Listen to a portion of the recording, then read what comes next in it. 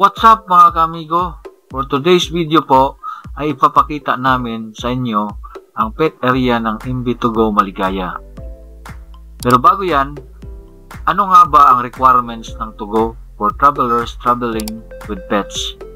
At ano ang pwede nating i-expect kapag nagta-travel with pets? Narito ang mga tips natin mga ka-amigo.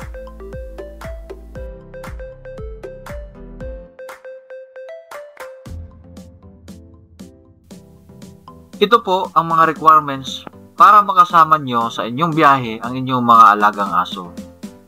Number 1, veterinary health certificate with complete rabies vaccine. Number 2, pet shipping permit from the Bureau of Animals. And number 3, hard plastic cage. Kung kayo ay manggagaling ng Port of Manila, bago makasakay ang inyong pets, ay dadaan muna po kayo sa pet assessment area. Dito i-check ang inyong pet travel requirements ng licensed authorized veterinary support. Pagkatapos ay babayaran nyo ang cage fee ng inyong pets.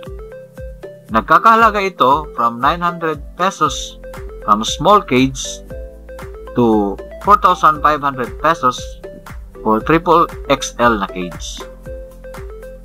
Pagkatapos ay ibibigay ng assessment officer sa inyo ang permit ng inyong pet kasama ang resibo ng binayaran nyo. Sa loob ng barko ay may designated area lamang ang inyong pets. Sa ground floor po ng barko, sa may KTV area ay naroon ang pet area ng ating mga alagang aso. Isang maliit na room lang po ito na may gripo at lavatory sa gilid. Lahat po ng mga aso ay kailangan naka-cage. Anytime ay pwede niyong bisitahin ang inyong mga alaga. Pwede niyong pakainin at pwede rin silang palabasin pero within the pet area lamang. Okay, sige, salamat. Yung hindi ko na ako kaya yung resibo, basta sa ako ganun nakita mo natira. Okay na. Thank you.